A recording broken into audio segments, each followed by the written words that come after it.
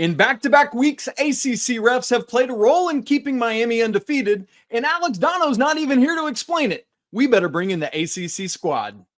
You're talking ball with the ACC Squad. From Florida State to North Carolina, from Syracuse to Miami, and from NC State to California, it's the local experts of the Locked On Podcast Network, bringing you scoops, breakdowns, and the most comprehensive preview of the upcoming ACC weekend. Hang on, it could get loud, it could get heated, and it will definitely be fun. Squad up, you're part of the ACC Squad. Hey there, what's up? Welcome into the ACC Squad as we get ready for week 7 of college football. Shout out to the everydayers. Thank you so much for making the ACC Squad your first listen or watch of the day. Reminder that we are free and available on YouTube and wherever you get your podcast. It's all part of the Locked On Podcast Network, your team every day. Today's episode is brought to you by FanDuel. Place your first $5 bet and you'll get started with $200 guaranteed in bonus bets. Visit FanDuel.com to get started. Look, I am not Alex Donno, our intrepid host. Figured that with Miami's good fortune from ACC refs the past couple weeks, he should probably go off to Vegas, invest in the stock market, and grab some Powerball tickets. So he's off doing that.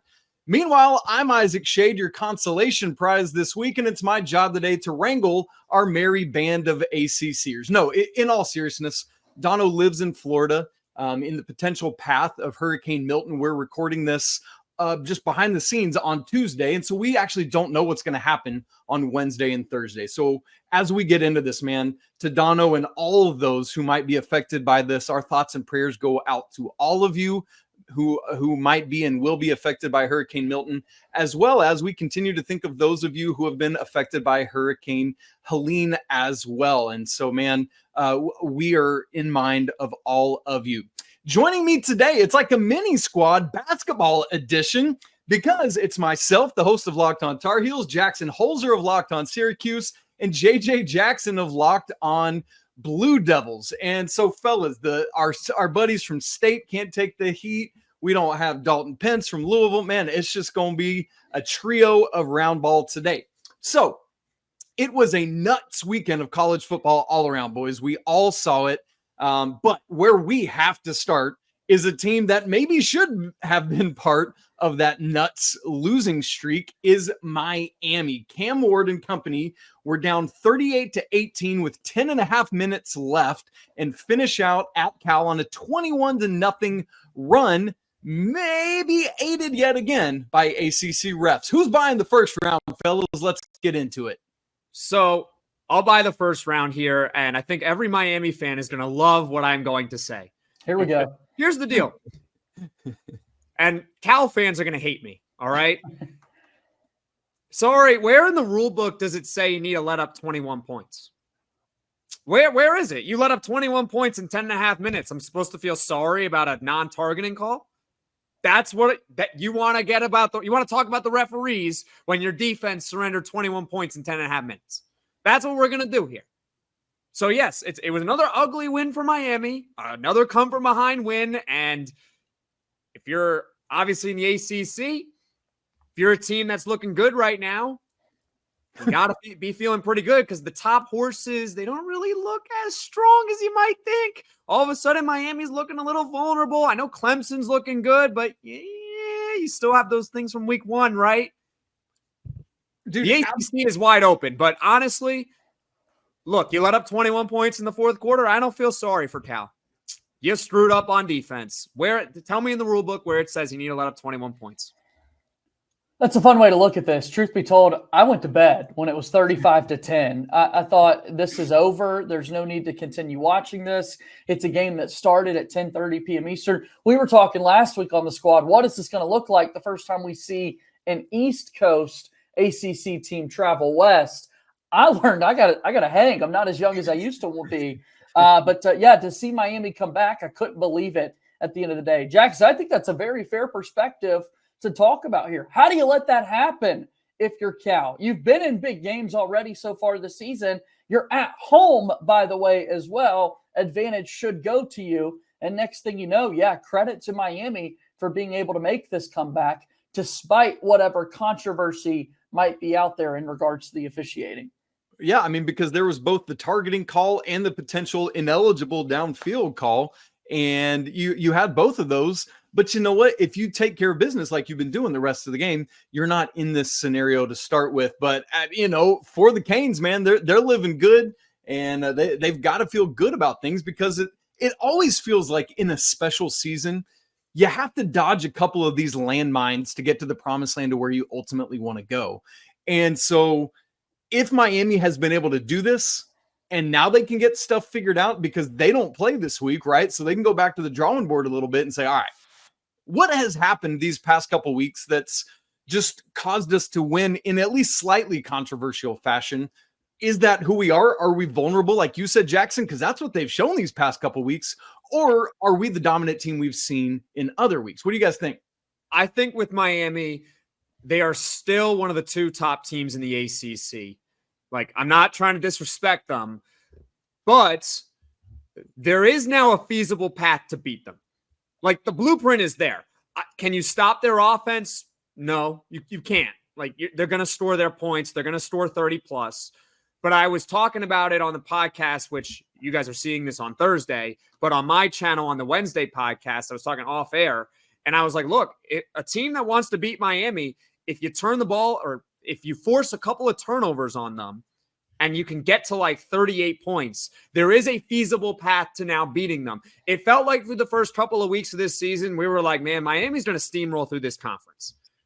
So not so fast anymore. Are they still one of the top 2 teams in the ACC? Yes. They're a little bit more vulnerable now, though. I agree with you. JJ, let's turn our attention to your team, who was one of these other undefeated teams overall and in the conference coming into this game. Head down to Atlanta and just can't quite keep that streak going, losing 24-14 to the Yellow Jackets. Unpack for us how that went down. Yeah, first time this season, Duke picks up a loss, 5-1 now. After the first 6 games of the season, they, like Miami, go into a bye week, so they've got the opportunity to kind of look themselves in the mirror and unpack what happened. For the first time in quite some time, Duke couldn't run the football. Star Thomas has emerged as the go-to back following Jaquez Moore's injury to begin the season. Star Thomas had 3 consecutive games of 100-plus yards rushing, and he's really not able to get it going. And then defensively, when Duke needed to get off the field late on 3rd down, they weren't able to do that. So tip your cap to Georgia Tech. Saturday nights in the heart of Atlanta at Bobby Dodd Stadium, I was really impressed with the environment that they were playing in. Like, credit to Georgia Tech there. But I think those are the biggest things, that Duke, for the first time this year, wasn't able to run the ball effectively.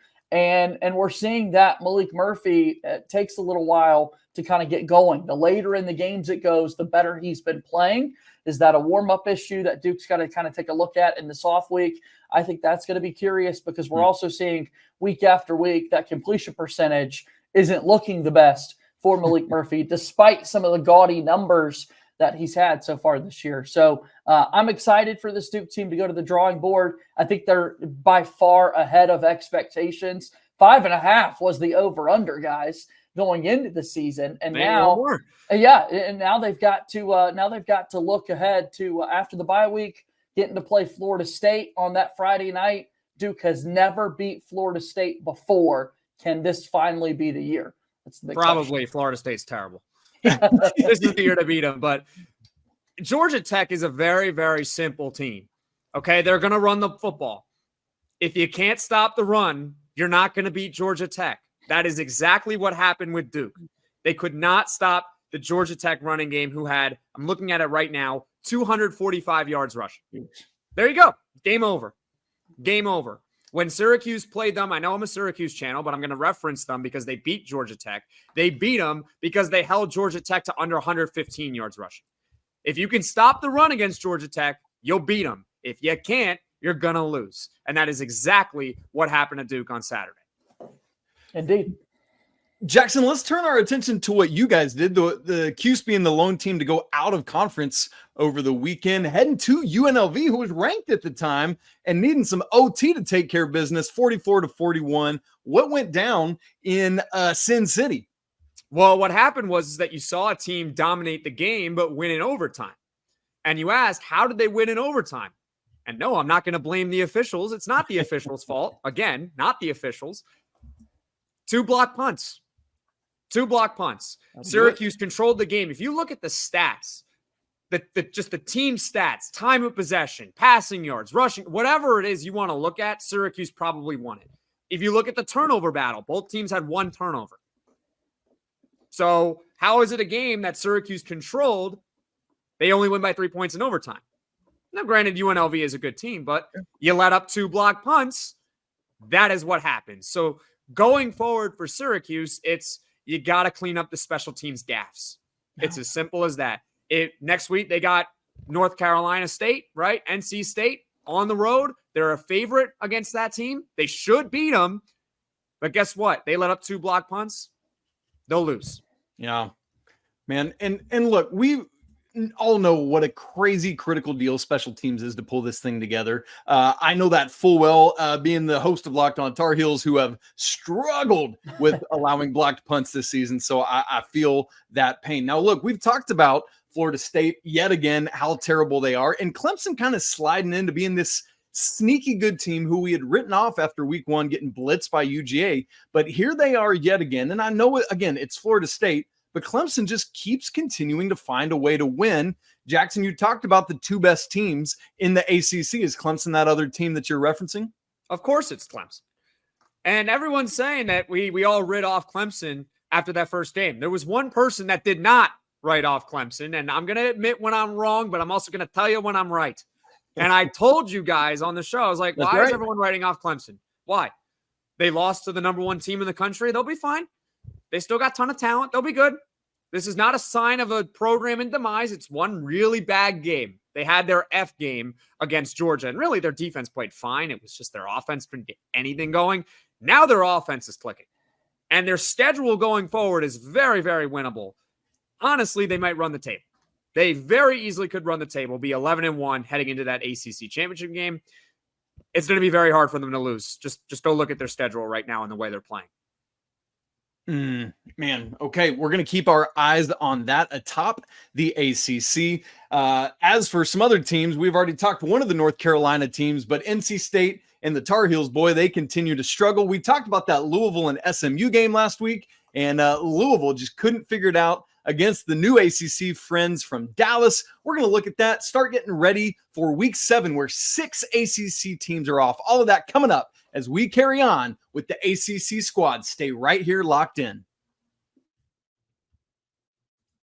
First, let me tell you, though, about our friends at Game Time. Look, going to live events is the absolute best, whether it's music or theater or comedy. And you all know it, man, we are well into the college football season now. And man, the new memories that we're all making just are phenomenal. Well, great news. When you're getting tickets for this season, Game Time has a new feature called Game Time Picks that makes getting tickets for your favorite live events even easier.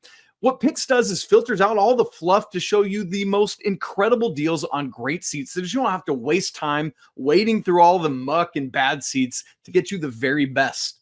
So whether it's Game Time ticket coverage, the lowest price guarantee, or the panoramic views from your seat in the app, Game Time has got you covered. Hey, how about this? You want to go check out our Saturday night ACC game this week? It's over in Raleigh, North Carolina. Syracuse and Jackson Holzer heading to NC State. Cheapest ticket I could find was $35 in section 13 row FF. But man, if Jackson wants to get down there, maybe needs some seats behind the Syracuse bench, just $52 in section 2 row O. So take the guesswork out of buying tickets with Game Time. Download the app, create an account, and use code LOCKEDONCollege for $20 off your first purchase. Again, create an account and redeem code LOCKEDONCollege for $20 off. Terms apply. Download the Game Time app today. What time is it? It's game time.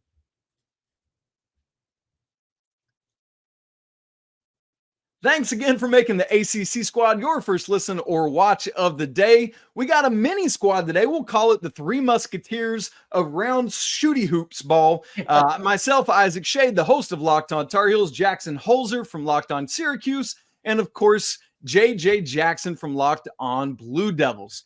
And look, here's the deal. I got to have a self-own here. The Tar Heels, who started off this season 3-0, are now 3-3, having lost back-to-back to James Madison, to some team from down the road in Durham, North Carolina, and last week to Pitt. And we got to be honest, we'll get to this in a second, but this Pitt offense is something unlike I've ever seen from a Pat Narduzzi coached team, but NC State as well, struggling to win football games, losing to Wake Forest 34-0. There has been a suggestion that perhaps the Wolfpack and Tar Heels should cancel the rest of their season until the season finale when they play each other for just to see who can salvage some sort of okayness out of this season. Fellas, what's going on with the Tar Heels and Wolfpack right now? A whole lot of everything. I mean, I think you start at the quarterback spot for both of these schools. It's been a roller coaster for UNC, a carousel, if you will, with the number of different guys who have been under center. And then you look at NC State and Grayson McCall's back for the Wake Forest game, and then he's knocked out of the game due to injury. And that was just a tough play to watch. But anytime you've got inconsistency at that quarterback spot, that's a simple answer, but that's really where I go first. And then for both of these teams, NC State in particular, you're giving up 34 points to Wake Forest. I mean, at some point, the defense has to step up a little bit and make some of those plays. I think when you look at both of these teams right now, actually, I don't want to say that about NC State because Syracuse is playing them this week. But for North Carolina, I was going to say I would look towards basketball season at this rate. But regarding NC State now, I do want to say something about that Grayson McCall play because I brought this up into the chat after watching the replay of it. I didn't watch it live in that moment, but I saw the replay and it was a very brutal hit, vicious. And I'm glad he's okay. Yeah. I'm so glad that like he's okay. Like everything was precautionary. He's good. You got to slide. You got to slide, man. They have to get it in the head of all these quarterbacks that you got to slide or if you're near the sideline, get out of bounds. I think maybe they're watching too much Josh Allen. Or maybe other quarterbacks that like that physical contact, like a Cam Newton. If you watch his film, he like never slid. He just always barreled over into people. Well, it's because he's 8'9", 320. You know? Even a guy like Cam Newton, 8'9", 320, was knocked out of the lead pretty quickly, quicker than a lot of people expected because you take a lot of hits, you're going to get injured a lot. That's how it works. And especially for any quarterback out there, the lesson is like, look, man, you got to slide and fight another day. Like it's a brutal hit. It's unfortunate. I feel for him. I'm glad he's okay. He hasn't been ruled out for the season, which is great. That's great news. Terrific. He's a 6th-year senior. He's not going to play any. This is it for him. But you got to slide. You have to slide. I've been trying to think what Kent was going to say today, and I'm so sad he's not here because we need some crazy cultural reference. I was looking forward to previewing Syracuse and NC State with them on the squad, and then here they are just not showing up. They're dodging the smoke, Jackson. Yeah. Kent overtaking things and making all the bombastic statements. I guarantee you, cultural reference. If NC State was like 5-1 right now or whatever, and Syracuse was 1-5, we'd be having a different conversation right now. They'd be here right now all over me. Cuse by 100. I'm there. On the other side of this North Carolina-Pittsburgh game, I'm not joking, y'all. This Pittsburgh offense is for real. Eli Holstein is doing absolute work. They've turned over the keys, and he's just filling it up. And little tiny Desmond Reed, he's a fine running back on the ground, but this dude is a real threat through the air. We've been seeing it multiple weeks now, and here we go. Pittsburgh remains undefeated 5-0. They've only played one ACC game, but still, do they have something cooking up in Pittsburgh? That's what we're going to have to continue to find out as we move ahead to week 7. And let's go ahead and do that now, guys. Moving to week 7, where we have wildly 6 ACC teams with no game. Miami, SMU, Duke, Boston College, Virginia Tech, and FSU all off this week. We have 5 ACC teams still undefeated in conference. Clemson, the only 3-0 team. Miami, SMU, and Virginia all 2-0. Pittsburgh 1-0, as I just said. And there are 3 teams that are winless in the ACC. Cal, who could have been with the win, which would leave only North Carolina. It's the refs' fault. It should be 1-0 in the ACC, but really it was the refs. So you want to call it 1-1. Oh, man, Jack Nicklaus is so sad about his Golden Bears. And the other 2 winless teams, of course, the North Carolina Tar Heels and the NC State Wolfpack. What on earth is happening? By the way, Peyton Wilson looks like a dude for the Steelers right now. So fellas, as we look ahead to this week, we do have some very interesting games, right? And so we've got Clemson at Wake Forest, Georgia Tech at North Carolina, Stanford at Notre Dame, Cal at Pitt, Louisville at Virginia, and Syracuse at NC State. Jackson, I know this Syracuse at NC State game, you've already mentioned it, so why don't you just get us primed? What are you looking for in this battle, and what were you prepared to say to our NC State brethren had they been here today? This I should don't be want to good. say it. I'm not jinxing it, so I'm not going to say it. I'll keep that thought in my head right now because heaven forbid that would get clipped and on the internet for everyone to see if I actually said that out loud. I'll keep it to myself. All right. But for Syracuse in this game, they are a team that throws the ball more than any team in the country. 48 pass attempts per game. Can they blame them with Kyle McCord and slinging it all over the field and all those weapons? No. But you're going up against NC State, who's actually pretty good at stopping the pass. 6th in the ACC, upper half in the country in pass yards per attempt. Pretty good against the pass. Where is NC State susceptible against? The run. So what I am looking forward in this game, LaQuinn Allen, the running back for Syracuse, running for 100 yards. I don't think he's had a 100-yard game yet this season, but that's an all-conference back right there. If he runs for 100 yards, they're not going to lose. They will not lose. And I am okay with that being clipped. I'm fine with that. If LaQuinn Allen runs for 100 yards and they somehow still lose this game because CJ Bailey, who's probably going to start for NC State, decides to have a career day, 400 yards, 5 touchdowns, so be it. So be it. But this passing offense is still going to do its thing no matter what. If you can punish their run defense, LaQuinn Allen 100 yards, they're going to win. Jackson, you got to say it. Whatever it was, give it to us right now. No waffle. I was. Do you know what I just said to you about basketball season in North Carolina? Yeah. All right, play it with State. Say it. Look forward to basketball season.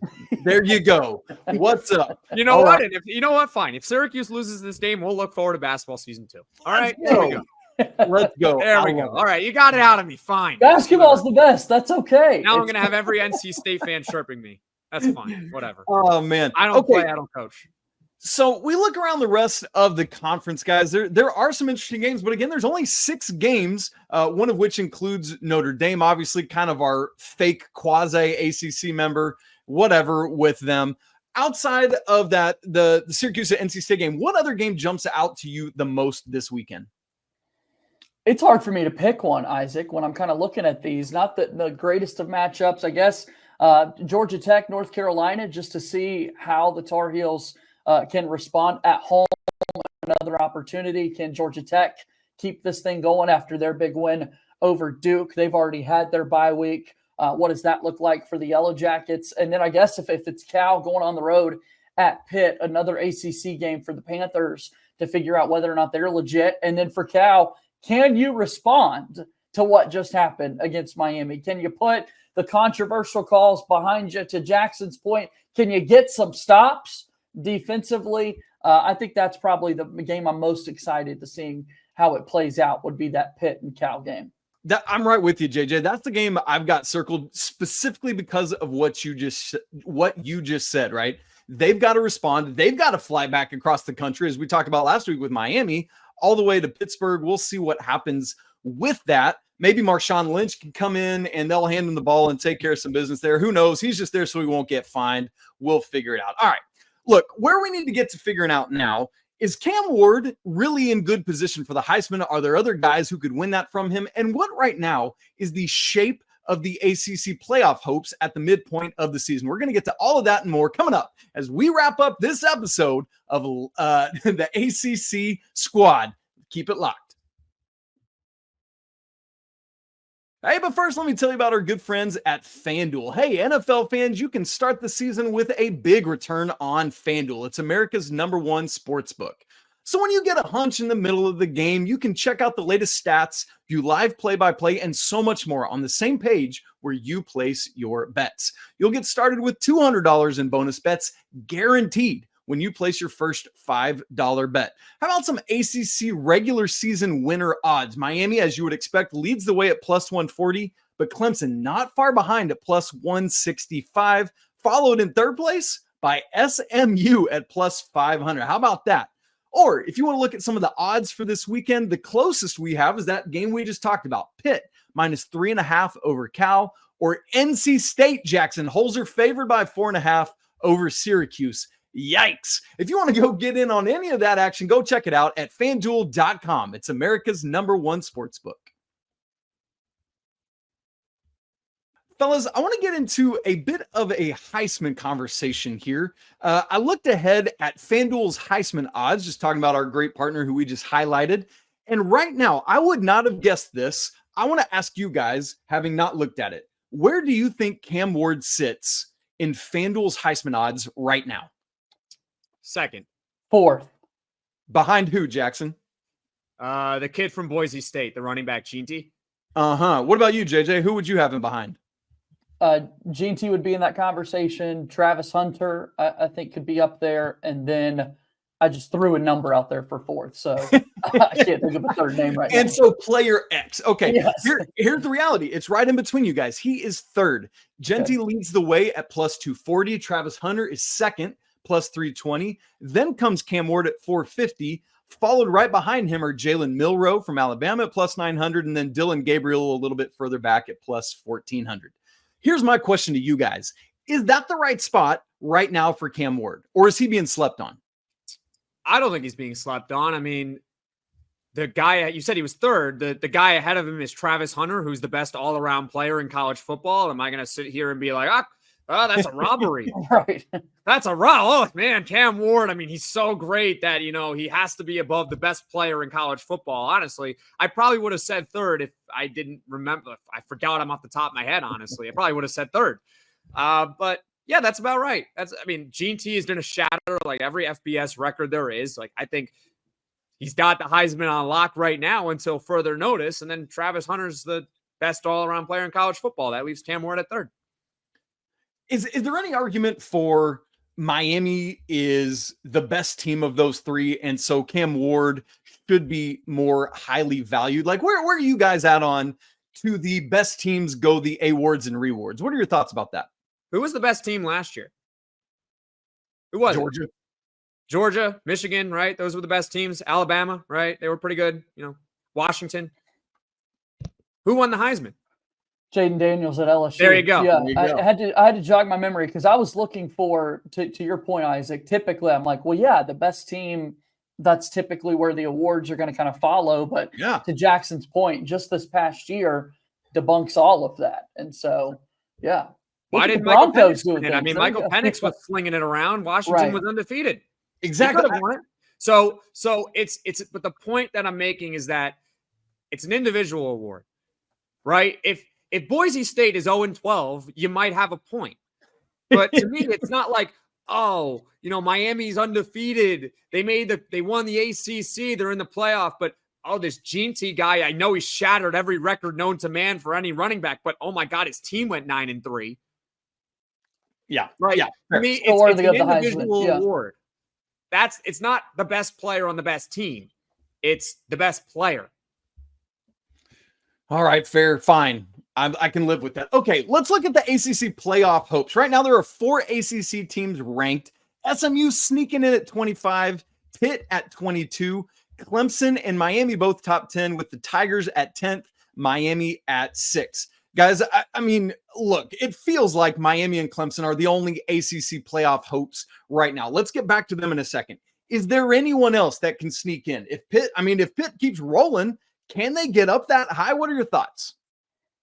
I think that'd be the only hope for that to be the case. I'm trying to hype somebody else up and give them the opportunity to be a part of the conversation, but I don't see it right now. Maybe in a few more weeks, if Pitt can keep winning football games, if SMU can go on a big run and keep this thing going, maybe. But I think I just think it's the two of the teams there, Clemson and Miami. What about Florida State? Florida State is 5-0, right? They're undefeated, right. Second in the nation. Oh, no, wait, they suck. Well, I'm looking at the standings right now. I was trying to find them. I can't. It's they're no longer sole possession of 17th place. They are. You got to keep scrolling, Jackson. Isaac, I'm sorry, but I looked on my phone just now at the standings, and North Carolina's last. We are now the title of 17th. Thank you. Somebody's got to be there, Isaac. Somebody's got to be there for us. Yeah. I think it's, okay, but very seriously, Jackson, what's your take on this? Yeah. Miami, Clemson, what? Go. right now. It's Miami and Clemson, and then nobody else. But check back with me in a couple of weeks. There could be a team that gets hot. That's all I'll say. And you need someone to win or to only lose one game. That's how it works. Or someone else to go undefeated besides Miami and Clemson. I know Syracuse fans that are watching this are going to want me to raise my hand and say Syracuse has a chance. Well, maybe they do have a chance. You know, you beat NC State, right? So hopefully you beat NC State. You're 5-1. Then you got Pitt. Maybe that is the game where we find out if there is another team that maybe could creep into the conversation. But in all likelihood, the ACC's hope for representation in the playoff lies with two teams. It's Clemson and Miami, and you got to check back with me in a few weeks on other teams. And here's part of the hope. These two teams do not play each other, so they could both continue to roll. Let me give you their remaining schedules. And boys, I want us all three to pick. If only one of these two makes the playoff, who will it be? For Clemson, remaining at Wake Forest, hosting Virginia, hosting Louisville, at Virginia Tech, at Pitt, at home against Citadel, at home against South Carolina. So they still have two more non-con games to play, do the Tigers. As for Miami, at Louisville versus Florida State versus Duke. There you go, JJ. At Georgia Tech, hosting Wake, and then closing out the season, the regular season, Jackson Holzer up in Syracuse, New York. I got to be honest, neither of those schedules feel like a gauntlet to me, and it feels like they probably should both go undefeated the rest of the way. All due respect and apologies to you, my friend Jackson. What's going to happen? Give me one. If just one makes it, who's it going to be? It's going to be the winner of the ACC championship game. Let me tell you, that's what it's really going to be. Yeah. I think Miami's going to slip at least once. I think Miami has the best shot to slip at least one time. Again, with Clemson, tell me where their loss is. Yeah. Tell me. Yeah. Their toughest game is at Pitt. But honestly, I think Clemson's going to be favored in that game. At some point, when you put yourself in these positions, like you're going to slip. And I think Miami has been more susceptible so far this season. Clemson kind of got it out of the way in week 1 against Georgia in that game. But what's so interesting to me, why I wanted us to be able to go into this conversation, Isaac, is just we've got to train our brains how to view this 12-team college football that's playoff. it, man. One loss does not eliminate you anymore. You know, I was thinking watching that Miami game the past couple of weeks, oh no, this is it. They're done following a loss. But then we see results this past weekend, right? Bama loses to Vandy. Tennessee slips up against Arkansas. The whole picture is totally different, and we don't know how to view all of this because we've never been here before with 12 teams. That's why here today, I still feel very confident that both Clemson and Miami can be a part of the college football playoff picture. That's what I'm wondering. I'm with you guys. I think Miami is more susceptible to Jackson's kind of riding the fence. Whoever wins the ACC championship, sure, yes. But because it's not as imperative to win every game, especially let's say Clemson loses at Pitt, which is the best game left on either of their schedules. Yeah. No. So if they lose at Pitt, they have to win the conference or else they're done. Right. And that's what I'm saying, though. If they lose at Pitt, but then beat Miami in the ACC championship, there's a world in which both of these teams could get in. Yes, they would both get in if Miami's undefeated. Right. If Miami is undefeated and they lose to Clemson in the ACC title game, which that can happen, then both are getting in. Now, the question is, if both of those teams enter with a loss, right? Let's say that those teams enter with a loss. Obviously, the winner is in no matter what. Is that 2-loss team going to get in? Because this is the conversation. Is it a 2-loss ACC versus, I don't know, maybe 3-loss SEC? Yeah. Now that's the conversation. That's going to be a lot of fun. I'm just going to eat popcorn. You know the committee's not going to favor us in those scenarios. Absolutely not. They never do. So that's where style points come into play. You got to look pretty. Here's another factor. We have not yet had, and we're still a month away from the actual CFP rankings, which don't come out till November 5th for the first time. And so that could also alter things based on where teams are ranked when we start to see that more official ranking. And as you guys have said, man, this whole new 12-team situation and format, we got to wrap our heads around.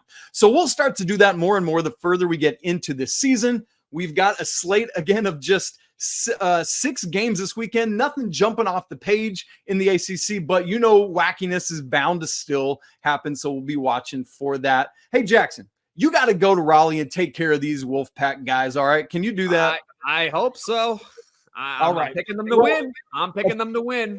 But of course, we're going to be here unpacking that next week. Folks, thank you so much for joining us here today on the ACC Squad. For JJ Jackson of Locked On Blue Devils and Jackson Holzer of Locked On Syracuse, once again, our thoughts go out to everyone affected by Hurricane Milton in Florida, and especially our guy Donno as he is hunkering down elsewhere. For the rest of the ACC Squad, and of course, our guy Jarvis behind the scenes, we are so glad to have been with you today. Keep it locked right here. We'll be right back with you next week. If you haven't already, smash the like button, subscribe to our show on both audio and video.